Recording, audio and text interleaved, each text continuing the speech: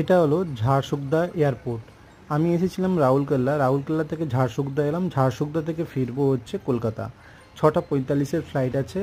এখন আপাতত চেকিং করাচ্ছি, চেকিং করিয়ে চলে এলাম। চারদিকটা তোমাদের একবার দেখিয়ে দিলাম। এইখানে একটা সিটিং এরিয়া ভেতরে, এখানে মুরালটা বেশ ভালো। এই যে আমার ফ্লাইট দাঁড়িয়ে আছে, সবে ল্যান্ড করলো, চেকিং চলছে। চলে এলাম বাইরে এয়ারপোর্টের। প্লেন এর আগে অনেকবার চড়েছি, কিন্তু আজকে বেশ ভয় লাগছিল, কারণ আহমেদাবাদের ঘটনাটার পর এই প্রথম ফ্লাইটে চড়ছি।